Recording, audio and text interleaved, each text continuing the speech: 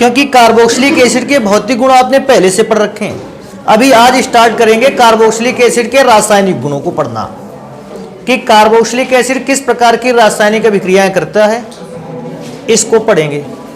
बेटा अगर ये सारी बातें पढ़ना स्टार्ट करें तो कार्बोक्सिलिक एसिड के रासायनिक गुण इस बात से स्टार्ट होते हैं कि कार्बोक्सिलिक एसिड की प्रकृति क्या है, नेचर क्या है। तो मैं वहीं से स्टार्ट करूंगा कार्बोक्सिलिक एसिड के रासायनिक गुणों को, और पहली ही हेडिंग हम डाल देंगे यहां पे प्रकृति, अर्थात कार्बोक्सिलिक एसिड का नेचर कैसा होता है। अच्छा, नेचर की बात आती है, नेचर क्या बताना है? तो बेटा कार्बोक्सिलिक एसिड में नेचर ये बताना है कि ये पदार्थ जो है ये अम्लीय होता है या क्षारीय होता है।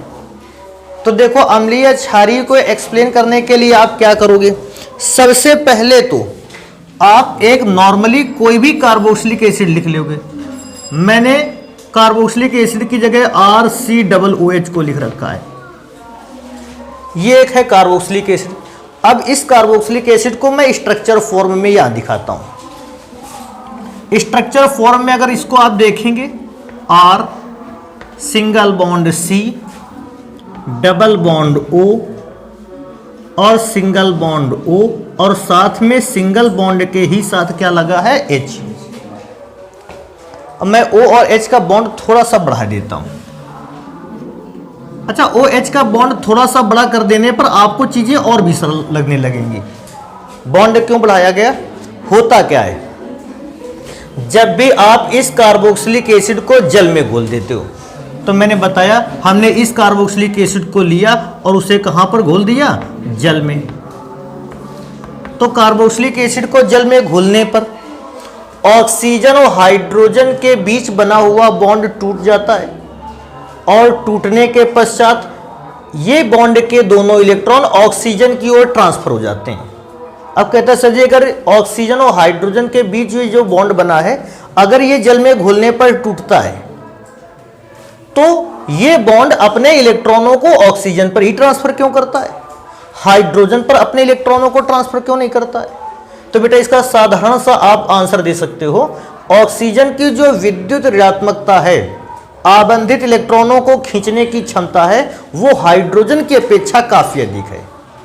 इसलिए जब भी ये बॉन्ड ब्रेक होगा, बॉन्ड ब्रेक होते ही जो इस बॉन्ड में इलेक्ट्रॉन होंगे वो किसकी ओर शिफ्ट हो जाएंगे? ऑक्सीजन की ओर। देखो, ये मैंने तीर का निशान ऑक्सीजन की ओर बना रखा है कि जो भी इलेक्ट्रॉन है वो ऑक्सीजन की ओर शिफ्ट होते हैं। अगर ऑक्सीजन की ओर शिफ्ट होते हैं तो जानते हो ये बॉन्ड डिसोशिएट होता है कैसे? डिसोसिएशन देख लेते हैं बॉन्ड का। अब डिसोसिएशन होता है इस प्रकार से, R single bond C double bond O, single bond O पर निगेटिव चार्ज और H पर पॉजिटिव चार्ज। तो मैंने ये बॉन्ड तोड़ दिया। अच्छा, बॉन्ड तोड़ने पर हुआ क्या था? जो इलेक्ट्रॉन ऑक्सीजन को मिल गया था, इसलिए ऑक्सीजन पर आ गया है निगेटिव चार्ज और दूसरे एटम पर आ गया है पॉजिटिव चार्ज। अच्छा, थोड़ी देर ये भी सोचने वाली बात है, अब पॉजिटिव चार्ज का क्या होगा, हाइड्रोजन का क्या होगा? तो बेटा हाइड्रोजन को आपने जिस जल में घोला था, हाइड्रोजन आयन उसी जल के साथ जुड़ते हुए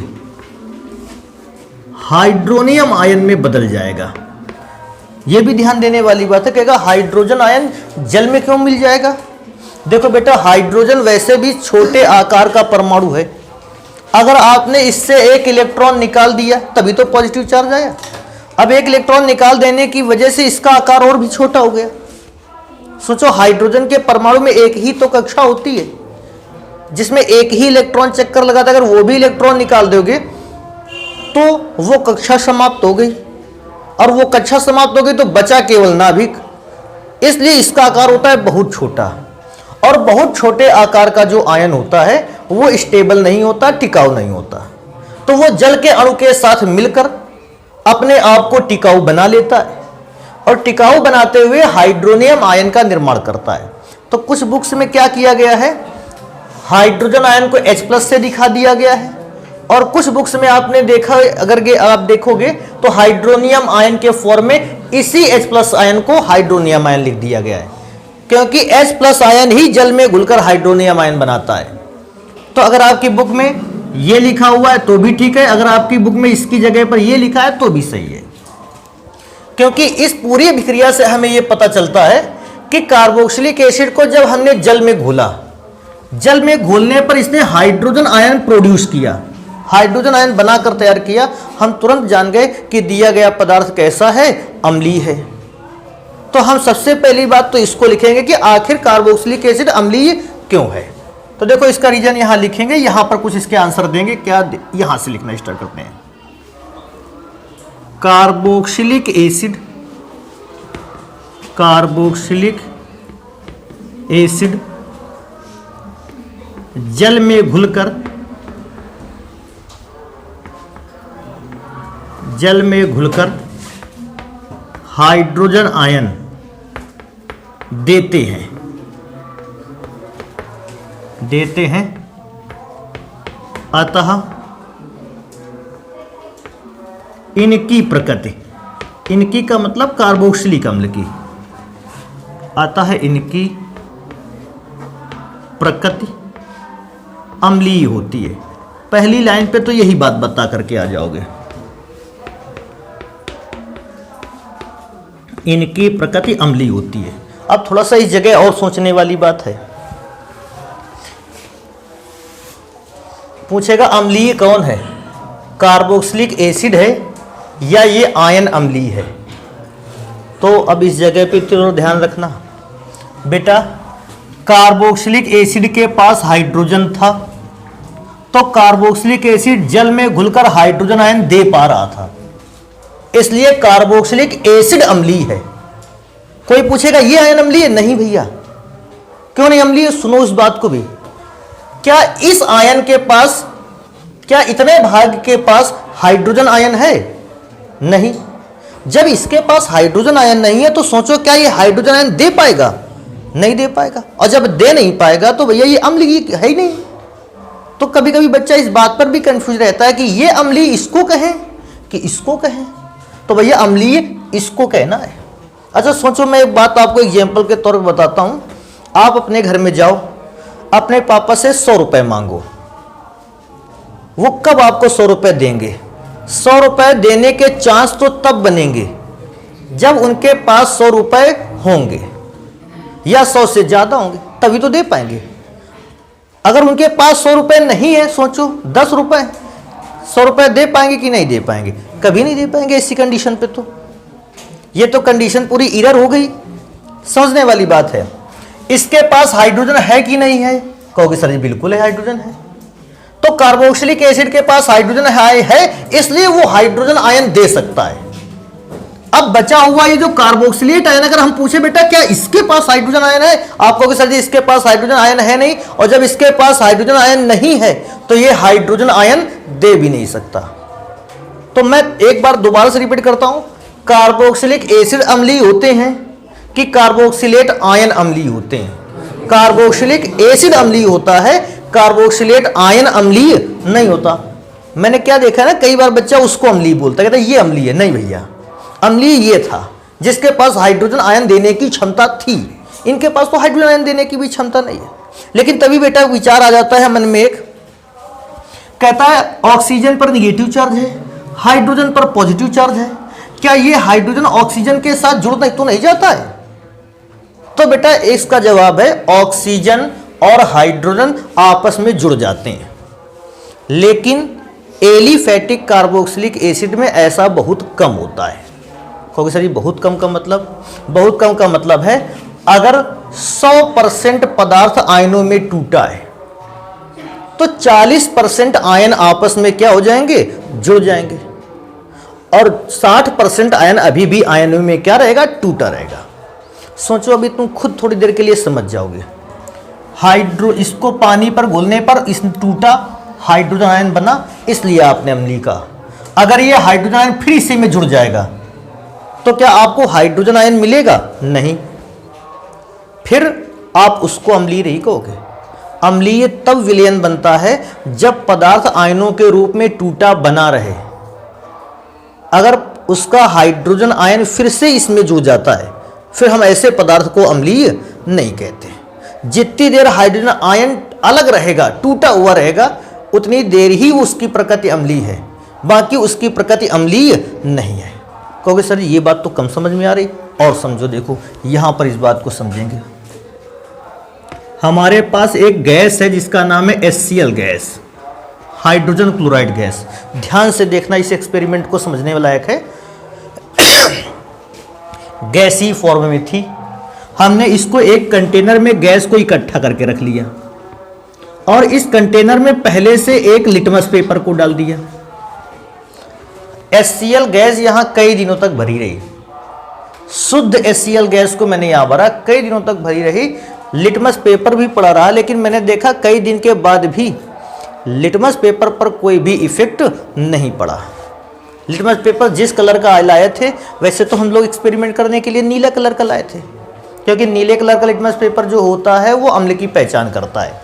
लेकिन मैंने क्या देखा, 3 दिन, 4 दिन, 6 दिन, हफ्ते भर, 10 दिन, 20 दिन, और आप ऐसे दिन बढ़ा सकते हो, पड़ा रहा, लेकिन लिटमस पेपर पर कोई इफेक्ट ना पड़ा। तो मैं क्या सोचता हूं, क्या HCl अम्लीय नहीं है? फिर मैंने कहा चलो अच्छा, एक्सपेरिमेंट में कुछ चेंज करके देखते हैं।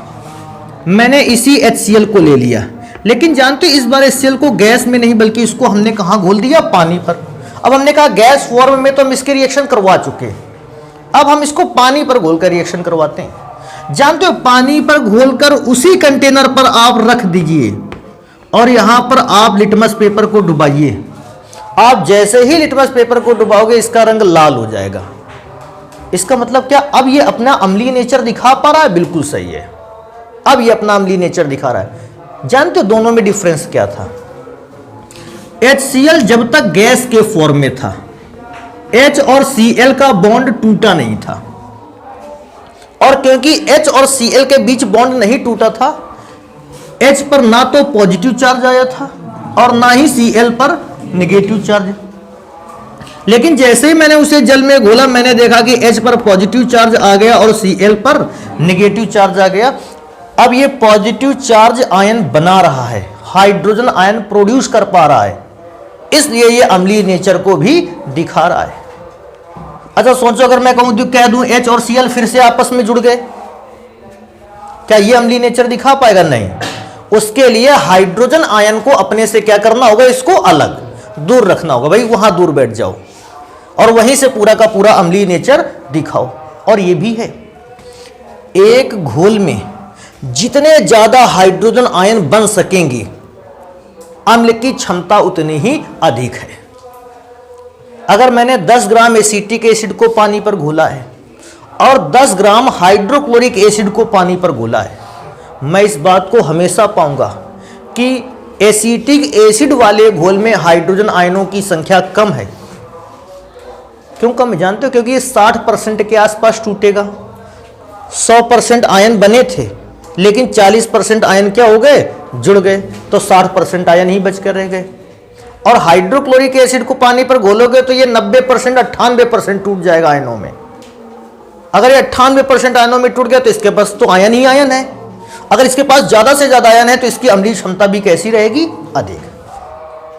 लेकिन हम HCl की अम्लीय क्षमता को कंपेयर एसिटिक एसिड से नहीं कर रहे, बिकॉज ऑफ इन प्रकार के एसिड की क्षमता हमेशा कार्बोक्सिलिक एसिड से ज्यादा होती है। यह भी ध्यान देने वाली बात है। मिनरल एसिड जैसे H2SO4, HCl, HNO3, इन सभी अम्लों की जो क्षमता है वो कार्बोक्सिलिक एसिड से ज्यादा होती है, क्योंकि कार्बोक्सिलिक एसिड में हाइड्रोजन आयन के रूप में टूटता तो है, लेकिन कुछ आयन उनमें से फिर इसी के साथ जुड़ जाते हैं। तो मैंने क्या कहा था, तब अम्लीय प्रकृति दिखाया जब हाइड्रोजन टूटा हुआ रहेगा, और जुड़ गया तो अम्लीय नेचर दिखाना उसने क्या कर दिया, बंद कर दिया। तो ये एक सोचने वाली बात है। अभी बात आती है कि कार्बोक्सिलिक एसिड में जब आयन हाइड्रोजन आयन टूटता है तो क्या सारे हाइड्रोजन आयन इसी में जुड़ जाते हैं? तो बेटा सारे हाइड्रोजन आयन इसमें जुड़ते नहीं है। उसका भी देखो मैं दिखाता हूं। जैसे आप इसको ऐसा समझे, आपके पास एक कार्बोक्सिलिक एसिड था, आपने उसको कहां पर घोला, जल में। कार्बोक्सिलिक एसिड में RCOO- चार्ज, और यह हाइड्रोजन आयन में टूटा। मैं आपको समझाने के लिए, केवल एक्सपेरिमेंट के लिए आपको बता रहा हूं। यह रीडिंग जो हम लिख रहे हैं ये सही नहीं भी हो सकती है, या सही नहीं ऐसा मान के चलो, हम तुमको समझाने की कोशिश केवल कर रहे हैं। कार्बोक्सिलिक एसिड को जैसे जल में घोला, मैंने देखा क्या, मैंने 100 अणुओं को कार्बोक्सिलिक एसिड के जल में घोला। अगर 100 अणुओं को जल में घोला तो सबसे पहले तो 100 के 100 अणु आयनों में टूट गए, अर्थात 100 हाइड्रोजन आयन बने और 100 कार्बोक्सिलेट आयन बने। क्या ये बात तुम समझ पा रहे हो कि 100 अणुओं को घोला था और यहां अणु कितने हो रहे हैं, 200। इससे एक समस्या तो नहीं है, क्योंकि एक ही अणु कितने भागों में टूट रहा है, 2। तो अगर 100 अणु टूटेंगे तो 100 तो इधर वाला ही बनाएंगे, 100 इधर बनाएंगे। लेकिन कुछ देर बाद मैंने क्या देखा कि कुछ हाइड्रोजन आयन तो आपस में जुड़ गए। हटा लेते हैं, हाइड्रोजन आयन पर बात करते हैं। मैंने देखा कि 40 हाइड्रोजन आयन आपस में जुड़ गए। तो अब घोल में कितने हाइड्रोजन आयन बचे हुए हैं, 60। तो 60 हाइड्रोजन आयन अगर घोल में बचे हुए हैं, 40 तो जुड़ गए। यही 60 हाइड्रोजन आयन ही अम्लीय प्रकृति को दिखाएंगे। लेकिन जब यही एक्सपेरिमेंट में किसी मिनरल एसिड पे करता हूं, जानते हो क्या होता है, यहां पे ऐसे देखते हैं। मैंने मिनरल एसिड पर जब यही एग्जाम्पल देखा, मैंने 100 मॉलिक्यूल इसके भी लिए और जब मैंने इसको जल में घोलने की कोशिश की तो बेटा 100 के 100 अणु आयन में टूट गए। कहोगे सर ये तो उसमें भी हुआ था।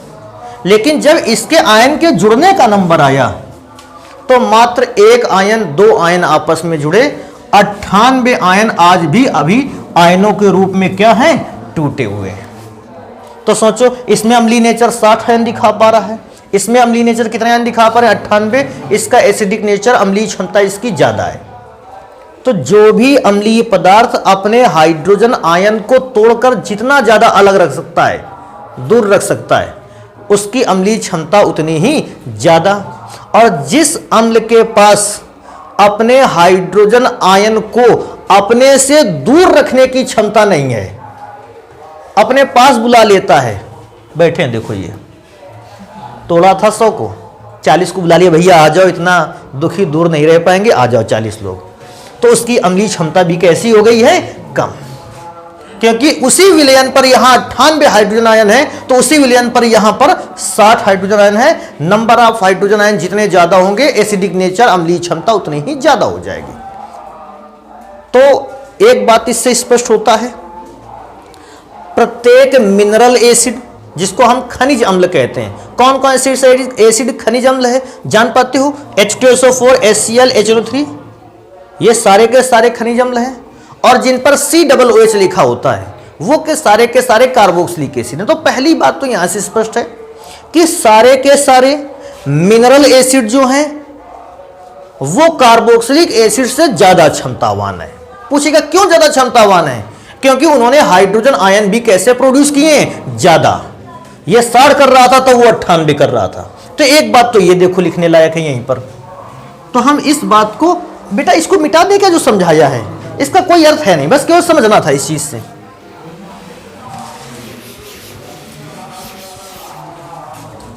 यहां लिखेंगे बेटा इस बात को, सेकेंड लाइन पे, खनिज अम्ल अम्लों की सामर्थ्यता, सामर्थ्यता का मतलब है क्षमता,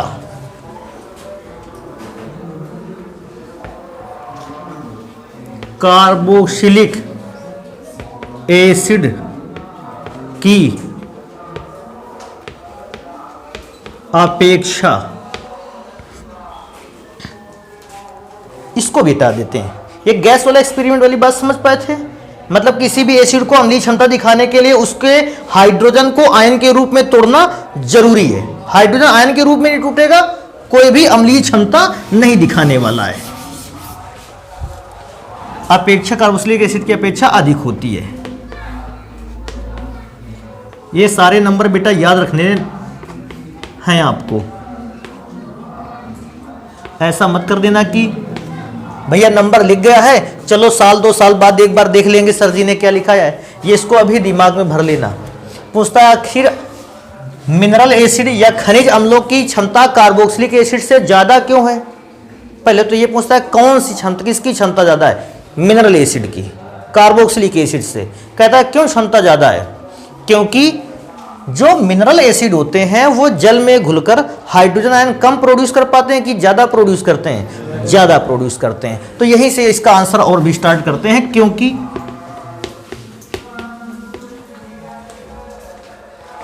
क्योंकि खनिज अम्लों को आप ऐसा भी लिख सकते हो, मिनरल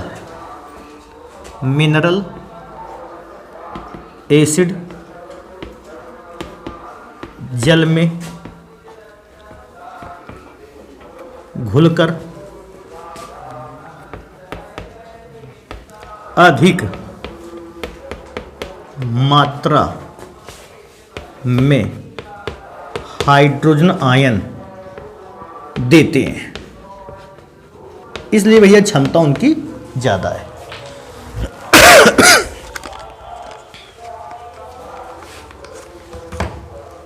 तो एक तो ये वाली बात लिख करके आना है। अभी देखो एक और बात पर चर्चा करेंगे इसके बाद, कि हमने इस बात को पाया कि जब भी हमारे पास कोई कार्बोक्सिलिक एसिड था, जब वो आयनों में टूटता है तो उसका कार्बोक्सिलेट आयन इस प्रकार का होता है, साइड में इसके रखा रहता है हाइड्रोजन आयन। अब बात आती है कि सर जी ये हाइड्रोजन आयन को, कुछ हाइड्रोजन आयन को जोड़ लेता है अपने पास। तो मैंने कहा ठीक है जोड़ लेता है। हमने कहा क्यों जोड़ता है? तुम बताओगे सर जी दोनों पर अपोजिट चार्ज है, अट्रैक्ट करने चाहिए। हमने कहा बिल्कुल सही है ये बात, अट्रैक्ट करना चाहिए, इसको इससे जोड़ लेना चाहिए। लेकिन फिर मेरे दिमाग में बात आती है कि जब ये इसको जोड़ लेगा तो 40% ही क्यों जोड़ेगा? अगर ये इसको जोड़ता तो फिर तो 100% जोड़ लेना चाहिए, अगर जोड़ने की क्षमता पर आ जाएगा तो। अगर 100% जोड़ लेगा तो इसका मतलब सारे के सारे हाइड्रोजन इसके साथ सिंगल बॉन्ड से जुड़ जाएंगे। अब ये हाइड्रोजन आयन के रूप में तो टूटा नहीं, तो ये अम्ल होते हुए भी अपनी अम्लीय प्रकृति को दिखाएगा नहीं। तो क्या 100% क्यों नहीं जोड़ता है, इस पर चर्चा करते हैं। अगर वो हाइड्रोजन आयन को जोड़ने पे ही तुला हुआ है तो 100% आयनों को क्यों नहीं जोड़ रहा है? तो समझो इस बात को। इस पर कैसा चार्ज था? Minus ion. हमने पूछा तुम इसको क्या हाइड्रोजन आयन तुमको दिलवाया जाए? ये बगल में रखा हुआ है हाइड्रोजन आयन, इसको दिलवा दिया जाए? तो ये इसने कहा देखो पहले हमारी कुछ बात सुन लो, हम हाइड्रोजन आयन तुमसे ले लेंगे लेकिन पहले हमारी पूरी बात सुनो। भैया सुनो बात क्या है। इस ऑक्सीजन पर कैसा चार्ज था? Negative charge. नेगेटिव चार्ज का मतलब है इलेक्ट्रॉनों की अधिकता। कोई भी परमाणु नहीं चाहता कि उसके सर पर इलेक्ट्रॉनों का भार बढ़े। हर परमाणु चाहता है कि उसके सर से इलेक्ट्रॉनों का भार कैसा हो जाए? कम। मैं आपके सर में 20 किलो की गठरी को अगर टांग दूं, कुछ देर बाद आप ही ऐसा सोचोगे यार ये गठरी लेके कब तक घूमेंगे। अब क्योंकि गठरी जो है कुछ ऐसी कंडीशन है उसमें मूल्यवान वस्तुएं हैं, तो आदमी का माइंड दो चीज़ों पर शिफ्ट होता है। पहला सोचता है, कहता है इतना सामान कहाँ लाद के ले जाएंगे, फेंको इसको, हटाओ इसको माइनस चार्ज को अपने पास से। और कुछ सोचते हैं यार मूल्यवान है इसको सर पे लाद के रखो, ठीक रहेगा। तो सोचो उनकी बात होगी जो अपने सर पर इस गठरी को लाद कर खुश हैं, कहता है ठीक है मैं ऐसे जी लेंगे क्योंकि इसमें पैसा है, मूल्यवान है भैया, हम अपना काम चला लेंगे। और दूसरे ऐसे हैं जो सोचते हैं कि नहीं भैया ये चार्ज हम नहीं चला पाएंगे, ये इसको यहां से हटाना ही पड़ेगा। उनका क्या होता है सुनो। उन्होंने अपने इस नेगेटिव चार्ज इलेक्ट्रॉन को निकालकर ट्रांसफर कर दिया यहां, नेगेटिव चार्ज इलेक्ट्रॉन को यहां शिफ्ट किया। आगे देखें कैसा हुआ। अगर इसने नेगेटिव चार्ज इलेक्ट्रॉन को यहां शिफ्ट किया, R सिंगल बॉन्ड C, बेटा नेगेटिव चार्ज इलेक्ट्रॉन अगर यहां शिफ्ट हो गया है तो इसने यहां पर आकर बना लिया है डबल बॉन्ड। सोचो डबल बॉन्ड तो ऊपर भी था, हाँ तो भैया उसको डबल बॉन्ड तो बनाना ही पड़ेगा, ऊपर वाले को तो छोड़ोगे नहीं बिल्कुल भी। अच्छा इनके सर से भार तो खत्म हो गया, ये अपने आप को फ्री महसूस कर लेंगे, ठीक है निगेटिव चार्ज हम होल्ड ना कर पाते ज्यादा देर तक, हमने अपना इलेक्ट्रॉन शिफ्ट कर दिया। लेकिन जानते हो यार रूल कुछ बिगड़ भी रहे हैं कि कार्बन एटम की वैलेंसी होती है 4, लेकिन यहां कार्बन एटम की वैलेंसी कितनी हो रही है 5, यही तो गड़बड़ है। अब इस चीज को लेकर कार्बन नाखुश है, वो सोचता है भैया 4 इलेक्ट्रॉन रखते थे हम, जगह 4 की थी, तूने 5 इलेक्ट्रॉन कहां से रख दिए? इसलिए कार्बन भी अतिरिक्त इलेक्ट्रॉन को नहीं रखना चाहता। तो कार्बन अपने इलेक्ट्रॉन को, जैसे ही इलेक्ट्रॉन यहां शिफ्ट होकर बॉन्ड बनाएगा, कार्बन अपने इलेक्ट्रॉन को यहां शिफ्ट कर देगा। भाई बॉन्ड बनाने में भी तो इलेक्ट्रॉन लगे थे, जैसे ही यहां शिफ्ट कर देगा, सोचो बॉन्ड के इलेक्ट्रॉन अगर ऑक्सीजन के पास पहुंचा दिए तो ऑक्सीजन पर कैसा चार्ज आ जाएगा? नेगेटिव।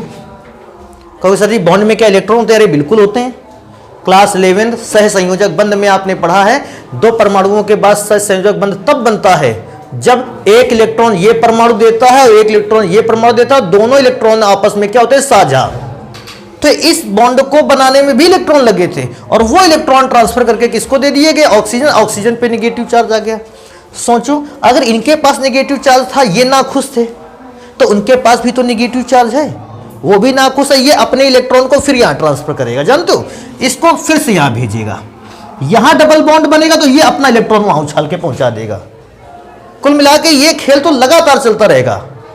कैसा खेल चलता रहेगा? सुनो, डबल बॉन्ड यहां है, कुछ देर बाद डबल बॉन्ड यहां आ जाएगा, देखो आ गया, कुछ देर बाद डबल बॉन्ड ऊपर जाए, मतलब डबल बॉन्ड दोनों ही दिशाओं में वाइब्रेट करता रहेगा। कैसे वाइब्रेट करता रहेगा? सुनो, R single bond C, single bond O, single bond O, और ये डबल बॉन्ड देखो, ये दोनों एटम्स के बीच में झूला झूल रहा है। कहते भैया ऊपर नीचे कहीं जगह नहीं मिल रही, एक जगह। हाँ, निगेटिव चार्ज का भी तो यही सेम प्रोसीजर है, निगेटिव चार्ज भी नीचे और ऊपर जा रहा है, इसलिए मैंने निगेटिव चार्ज दोनों जगह बनाया।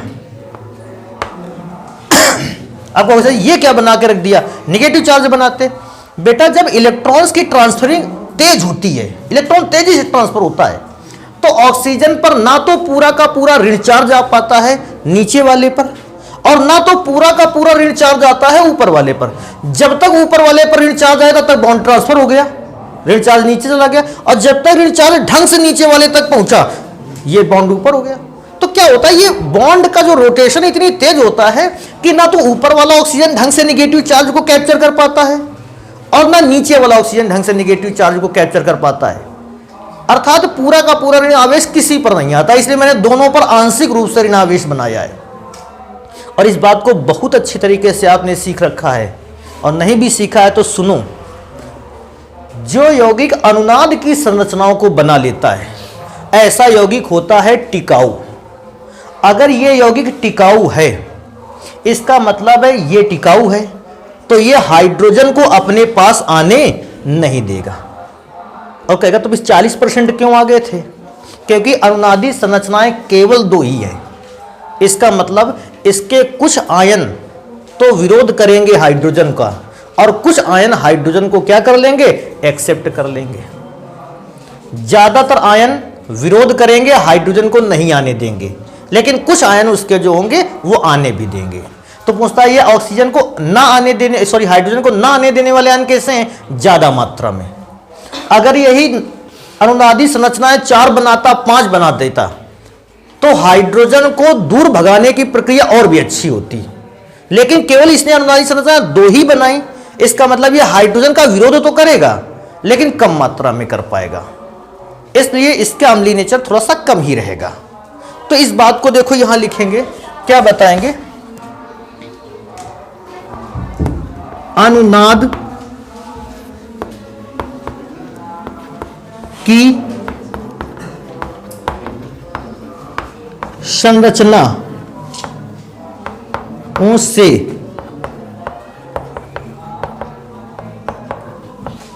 संरचनाओं से स्पष्ट है कि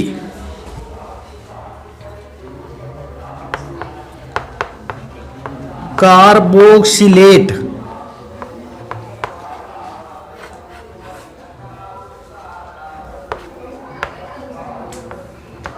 आयन, कार्बोक्सिलेट आयन का फॉर्मूला RCOO- स्थाई है।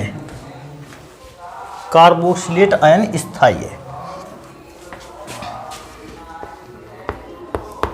अतः यह हाइड्रोजन आयन को अपने से दूर बनाए रखने का प्रयास करता है।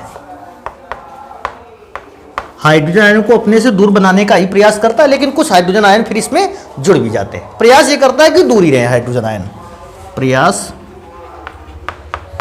करता है। अतः इसकी का मतलब कार्बोक्सिलिक एसिड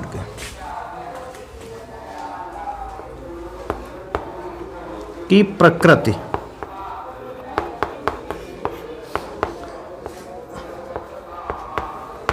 अम्लीय होती है।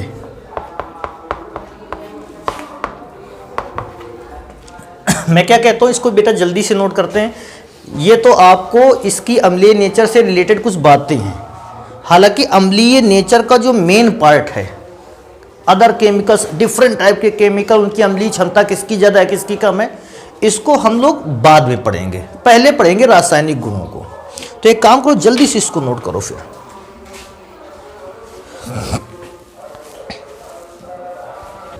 अगर कार्बोक्सिलिक एसिड अम्लीय प्रकृति के होते हैं तो जरूरी है इसकी अभिक्रिया कैसे करा दी जाए, क्षार से। देखो, क्षार से अभिक्रिया को बहुत ही बिल्कुल सरल क्रम में पढ़ते हैं। आप ध्यान रखें इस बात को। अगर आपके पास कोई अम्ल है और आप उसकी अभिक्रिया काहे से कराते हो, क्षार से, तो अम्ल क्षार से अभिक्रिया करके बनाता है जल और लवण। अच्छा, ये बात पहले से पता है आपको। तो एक बात और पता करो, जानते हो ये जल कैसे बनता है? जल बनता है अम्ल के H+ आयन से और क्षार के OH।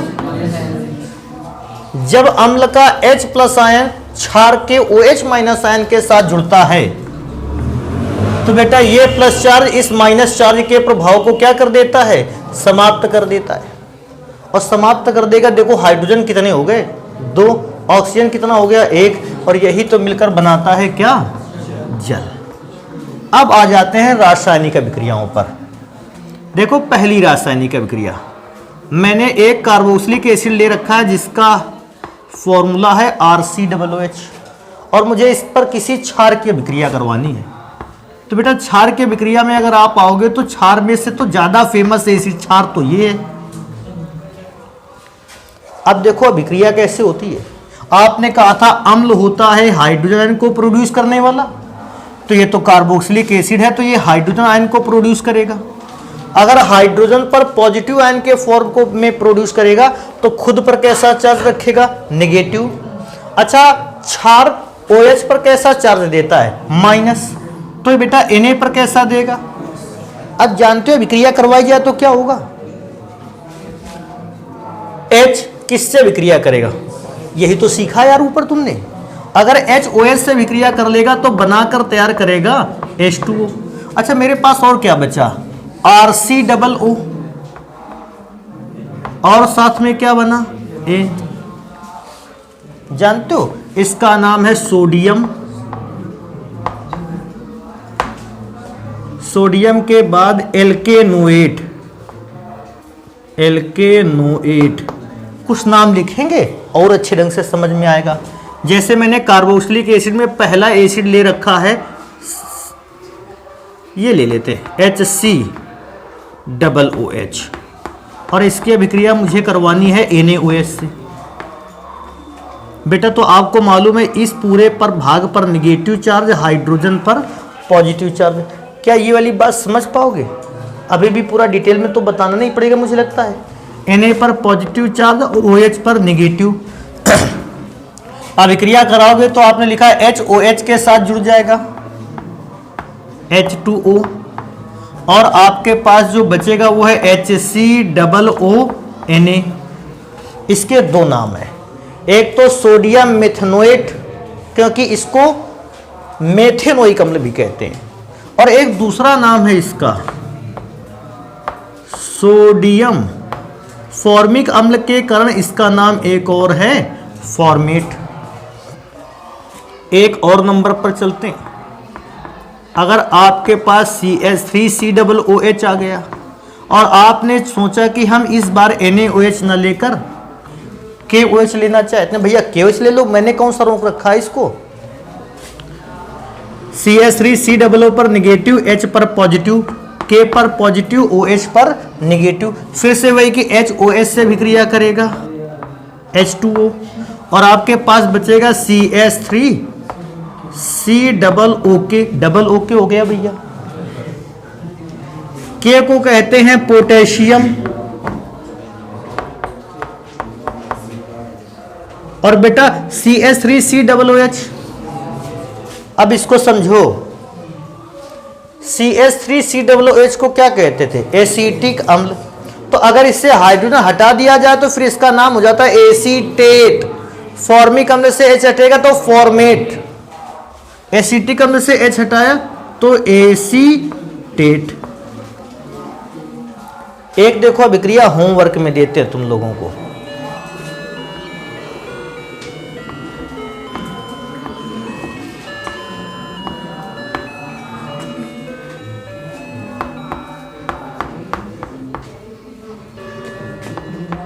देखो इस सूत्र के इस चीज से मत घबराना, बेंजीनियरिंग से बेटा कोई भी फर्क नहीं पड़ता है, जो ऊपर अभिक्रिया कराएगी वही यहां भी लिखनी है। जानते हो इसका नाम क्या है, बिल्कुल सही है, बेंजोइक। जानते हो जो सोडियम इसके साथ जुड़ेगा क्या बनेगा, सोडियम बेंजोएट। ठीक है, निपट जाएगा, काम हो जाएगा ना इतने से। तो क्षार से अभिक्रिया समझ गए। और ये यार मैंने तो लिखा नहीं,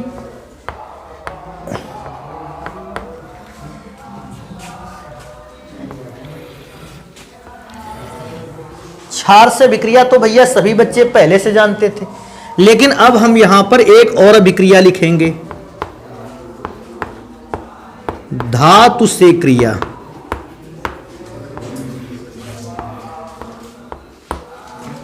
अब ये बात ध्यान रख लेना, जो कार्बोक्सिलिक एसिड होते हैं ये केवल और केवल क्रियाशील धातुओं से तो अभिक्रिया करते हैं, ये उन धातुओं से बिल्कुल भी अभिक्रिया नहीं करते जिन धातुओं की क्रियाशीलता पहले से ही बहुत कम है। तो एक तो ये बात याद रखो। तो याद क्या रखो, मैं लिखता हूं, देखो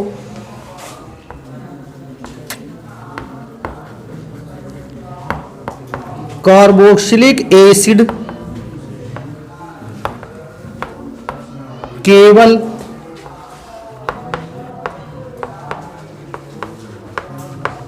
क्रियाशील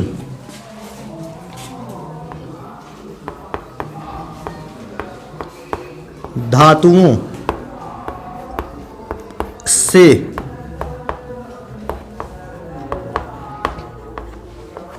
अभिक्रिया करते हैं। तो जिन धातुओं की क्रियाशीलता कम होती है, कार्बोक्सिलिक एसिड उस धातु से अभिक्रिया नहीं कर पाता है, या ऐसा समझो उससे अभिक्रिया करने से मना कर देता है, भैया तुम जाओ कम क्रियाशील हो और जाके किसी अच्छे क्रियाशील मेटल को भेजो इधर। लेकिन उसकी भी अभिक्रिया का सूत्र है मेरे पास, बिल्कुल लगभग ऐसा ही। अगर आपके पास कोई धातु है, मैं ऐसा लिख दूं ज्यादा अच्छा लगेगा, कैसी धातु है, हाँ तो आपको भी देखने में अच्छा लगेगा, क्रियाशील धातु, और आप उसकी अभिक्रिया करवाते हो किससे, कार्बोक्सिलिक एसिड लिख दिया जाए या अम्ल लिख दिया जाए, एक ही चीज है। जानते हो क्या वो होता है, सबसे पहले तो लवण बनता है, इसको तो कोई नहीं रोक सकता, और साथ में बनता है हाइड्रोजन गैस। तो कहता सर ये सूत्र तो अच्छा है, अरे बिल्कुल अच्छा है। देखो यहां पर पहली अभिक्रिया को पढ़ते हैं। मेरे पास एक एसिड है HCOOH, इसको फॉर्मिक एसिड कहते हैं, और फॉर्मिक एसिड की अभिक्रिया मुझे क्रियाशील धातु से करानी है, तो भैया सोडियम से अच्छा क्रियाशील कौन मिलेगा, सस्ता है, हर जगह अभिक्रिया में आ जाता है बेचारा। और इस अच्छा सोडियम का अभिक्रिया कराने का भी एक ये सोच सकते हो जरूरी क्यों है, जानते हो मैं क्यों करवा देता हूं सोडियम पोटेशियम को, सबसे सस्ता भाव इन्हीं का रखते हैं विक्रिया में। आ जाओ कभी विक्रिया इसी से करो। रीजन है सोडियम और पोटेशियम से बने हुए यौगिक आपने बहुत सारे पढ़े हैं। सोचो मैं सीजियम से विक्रिया करवा दूंगा, मैं फ्रांसियम से विक्रिया करवा दूंगा, लिथियम से करवा दूंगा। आपने इन यौगिकों के या इन पदार्थों के द्वारा बनाए गए यौगिकों को आपने कम पढ़ा है। हो सकता है आपका दिमाग थोड़ा सा उस समय कंफ्यूज है, अरे सर जी इसका क्या बनेगा। एक दो विक्रिया देख लोगे सारे दुख दर्द दूर है। जानते हो सोडियम करता क्या है? सोडियम हाइड्रोजन को उसके स्थान से क्या कर देता है? हटा देता है और बेटा खुद बैठ जाता है HCOO। और जानते हो किसको हटाया था? हाइड्रोजन को। हाइड्रोजन अभी बेचारा यहां खिसियाया हुआ बैठा है, क्या बनाते हुए? गैस। तुम कहोगे सर जी हाइड्रोजन यहां से तो एक गया था वहां दो कैसे हो गया? अरे बेटा इसको बैलेंस कर दो, 1/2 कर दो, बिल्कुल चल जाएगा 1/2। मैंने एक और एसिड ले रखा है CH3COOH। और जानते इस बार मैंने मेटल को बदल दिया, कैल्शियम। अब देखो इसका विक्रिया जो है थोड़ा सा अलग आपको ऐसा लगेगा, लेकिन अलग लगना नहीं चाहिए। कोई सर जी अलग क्या लगेगा? बेटा अलग यही होगा कि ये कैल्शियम एसिटिक अम्ल के एक नहीं बल्कि 2 मोल अणुओं से अभिक्रिया करेगा। अब इसको समझो, अभिक्रिया 2 मोल से करेगा, ये हम कैसे पहचान गए?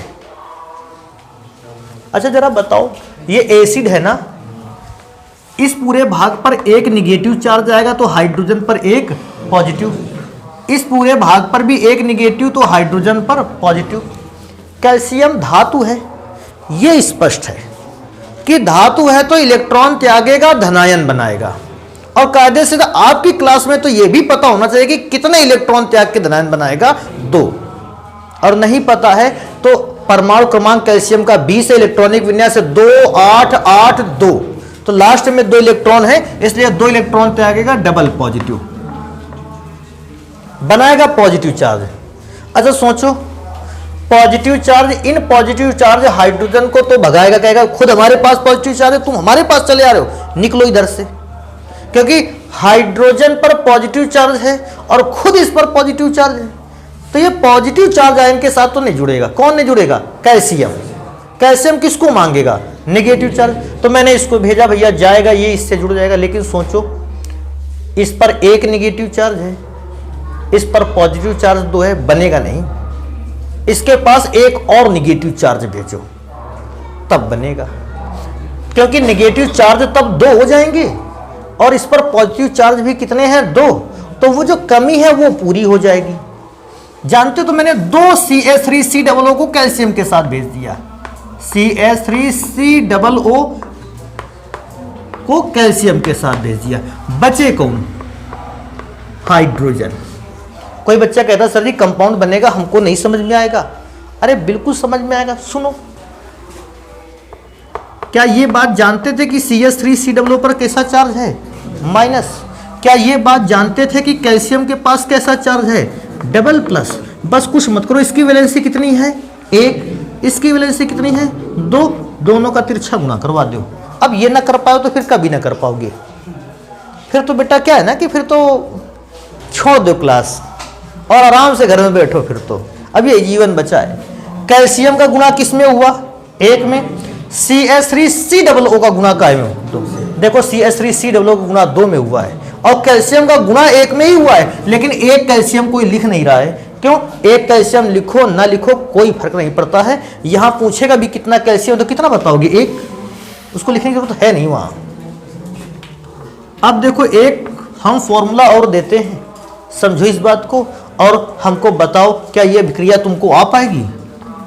C6H5COOH नाम पूछेगा तो बेंजोइक एसिड है ये। कहोगे हाँ सर जी जान गए इसको, लेकिन जानते इस बार धातु से विक्रिया करवानी है। कौन सी धातु से करवानी है? पोटेशियम से।